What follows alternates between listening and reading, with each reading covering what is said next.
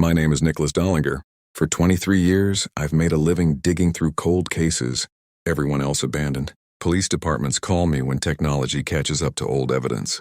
Families call me when hope is all they have left. Most murders eventually leave a trail. A cigarette butt from 1987 becomes a usable DNA profile decades later. A distant cousin uploads their information to a genealogy website. Detectives suddenly have an entire family tree instead of a dead end. Science has solved murders once thought impossible. Then there are the cases that refuse to be solved. Not because the killer is smarter, because something stands in the way. The one that still keeps me awake began in 2018 when I reopened one of Virginia's most infamous investigations, the Colonial Parkway murders. Between 1986 and 1989, several young couples disappeared or were found murdered near secluded roads.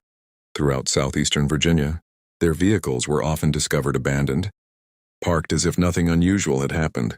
Investigators chased hundreds of leads for decades, yet nobody was ever convicted. The official reports focused on timing, location, and forensic evidence. I focused on the autopsies.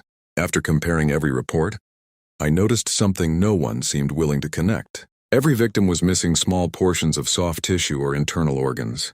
The explanations varied: animal activity, decomposition, damage during recovery. I wasn't convinced. The missing tissue followed too consistent a pattern. It looked deliberate. The attack sequence was even stranger. Every crime scene suggested the same timeline. The first victim never appeared to fight back. No screams, no defensive wounds, no signs of panic. It was almost as if someone calmly approached the vehicle and spoke to them through the window, someone they trusted.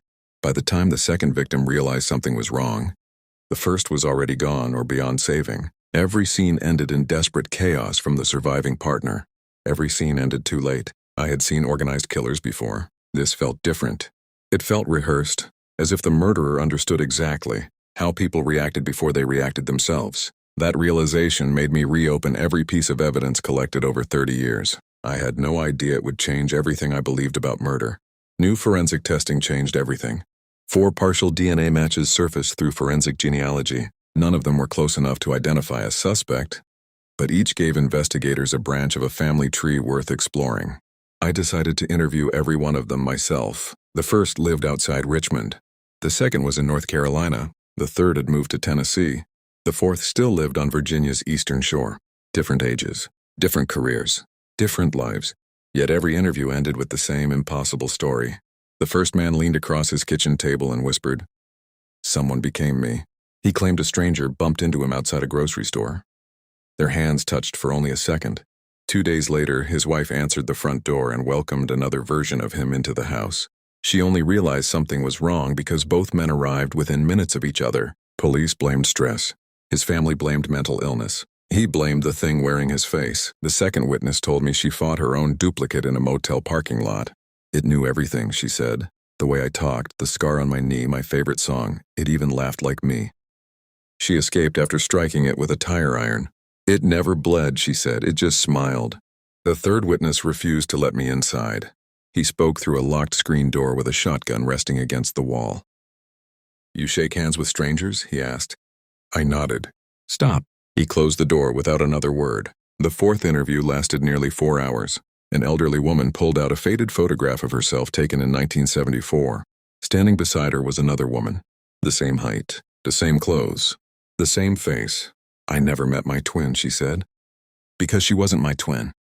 She claimed the woman appeared after brushing against a stranger at a county fair. For weeks, people greeted the duplicate around town. Some even insisted they had conversations with her. Then she disappeared. Nobody believed the old woman, until she showed me the photograph. 4 interviews, 4 different people, 4 identical stories. Every encounter began with accidental skin contact.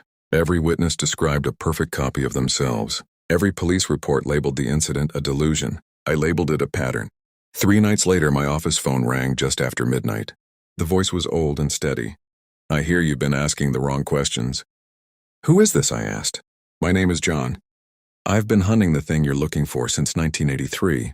He gave me an address deep in the Virginia countryside. Before hanging up, he said one sentence that made every hair on my body stand up. "If you come, don't touch me until you—" John lived alone in a weathered cabin hidden deep in the Virginia woods. The place looked forgotten by time. The walls were covered with maps, newspaper clippings, police reports, missing person flyers. and photographs connected by red string. Shelves held dozens of journals dating back more than 40 years.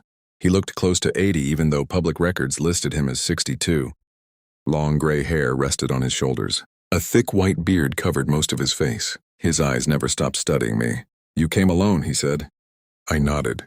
"Good." He motioned for me to sit at a wooden table buried beneath evidence. "I've chased this thing across 5 states," he said. "Every investigator gives it a different name. Every culture has its own version." He slid an old leather journal toward me. "I call it the Spinnaker." Inside were handwritten notes stretching back decades. John believed the creature wasn't a ghost or a demon. It was something much older.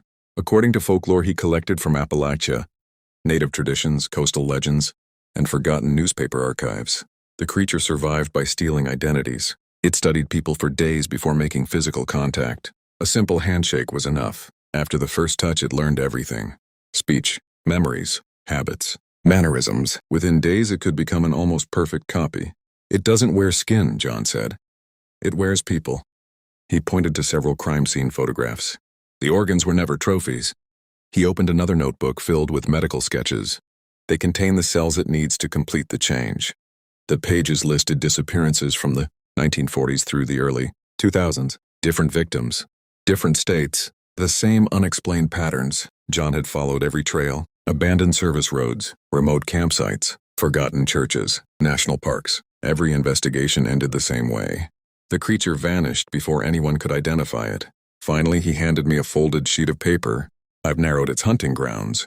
Inside was a list of names, dates, GPS coordinates, and handwritten notes. "If anyone can finish this," he said quietly, "it's you." I reached across the table and shook his hand. His expression changed. For the first time all afternoon, he looked afraid. He pulled his hand away. "You shouldn't have done that." "What are you talking about?" John stared at my hand before looking directly into my eyes. "I forgot to warn you. The first touch is how it I stood to leave. John never moved. He simply stared at me with tired eyes. And he said thank you. Before I could answer, something slammed into the back of my head. Everything went black. When I opened my eyes, sunlight spilled through the cabin window. My skull pounded. The cabin was silent. "John?" No answer. His maps were still hanging on the walls. His journals were still stacked on the shelves. His coffee was still warm. John was gone. I stumbled outside with my pistol drawn. A man stepped out from behind the trees. He looked exactly like me. Same height, same beard, same glasses, same clothes. Even the fresh bruise on the side of his forehead matched mine. He smiled. "I was wondering when you'd wake up." My heart nearly stopped. "Who the hell are you?" He laughed. "I'm Nicholas Dollinger." He even sounded like me. Every word, every inflection, every breath. I drew my pistol. So did the last one. The copy reached toward his waistband. Instinct took over. I fired. The round struck his shoulder. Instead of collapsing, he staggered backward and smiled. Dark smoke drifted from the wound before the flesh sealed itself. He turned and disappeared into the trees. I searched until nightfall. Nothing. No blood. No footprints. No John. I called the Virginia State Police and reported everything I had found at the cabin. I left out the impossible parts. Within hours, detectives, crime scene technicians, and forensic investigators flooded the property. The search lasted 4 days. Ground-penetrating radar revealed several anomalies behind the cabin. They started digging. 1 grave became 2. 2 became 5. By the end of the week, they had recovered 9 bodies buried across the property. Most were too badly decomposed to identify at the scene. Then the medical examiner called me. 1 skeleton stood apart from the others. Dental records confirmed the impossible. It was John. The forensic anthropologist estimated the remains had been buried for more than 20 years. I stared at the report without saying a word. That couldn't be true.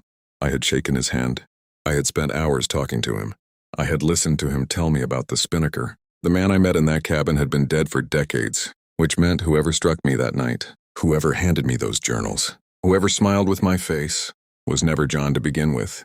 And somewhere out there wearing my face, it is still waiting for the right moment to finish what it started.